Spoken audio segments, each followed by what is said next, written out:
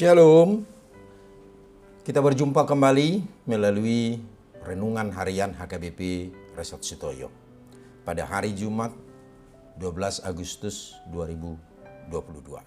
Marilah kita berdoa.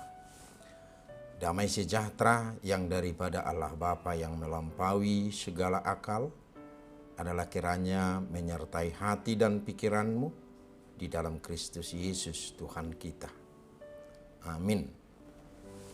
Firman Tuhan untuk kita pada hari ini, yaitu tertulis dalam Injil Yohanes pasal 1 ayat yang ke-16 yang berbunyi, karena dari kepenuhannya kita semua telah menerima kasih karunia demi kasih karunia. Dalam bahasa Batak, Aisian hamoraonado saluhut hita majalo. Ima asi niroha naso mar namotok.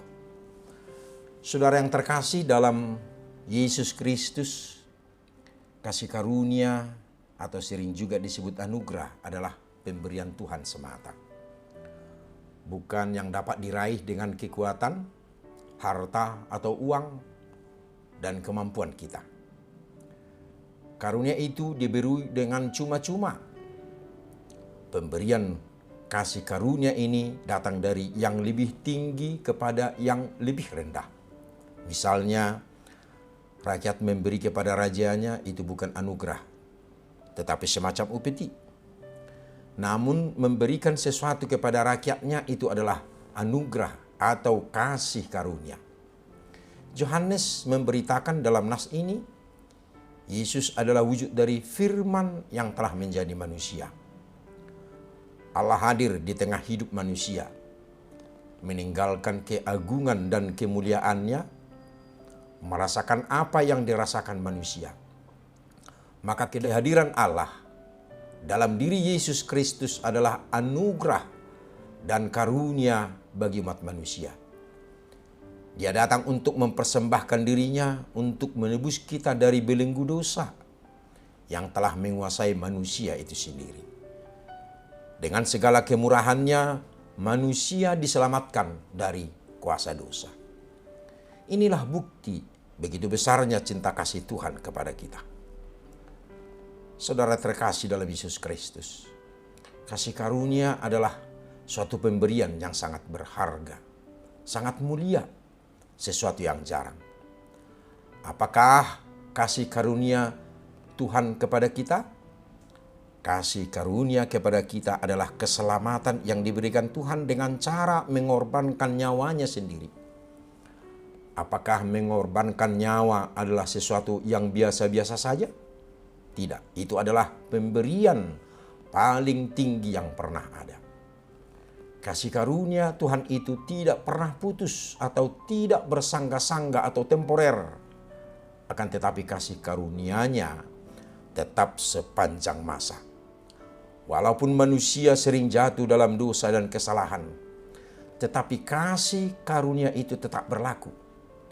Kasih karunia Kristus tidak terbatas, yang dapat diterima tidak hanya sekali, tetapi juga dapat dinikmati tanpa habis-habisnya.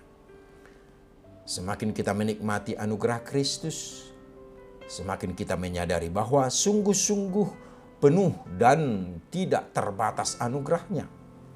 Karena itu kita harus tahu seberapa ukuran kerohanian kita. Barulah seberapa besar kita menikmati anugerah Kristus.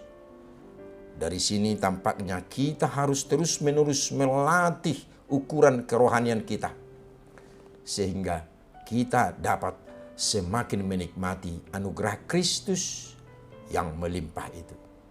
Dengan cara ini, kita dapat mengalami kasih karunia demi kasih karunia di dalam kepenuhan anugerah Kristus. Amin. Marilah kita berdoa.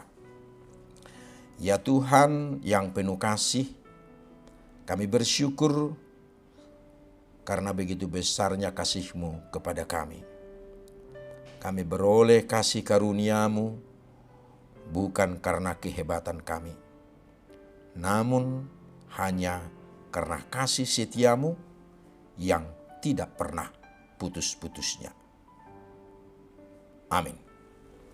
Saudara yang terkasih dalam Yesus Kristus, tetaplah menjalankan protokol kesehatan, memakai masker, rajin mencuci tangan, menjaga jarak dengan sesama, dan hindari kerumunan. Selamat beraktivitas, salam sehat, dan shalom.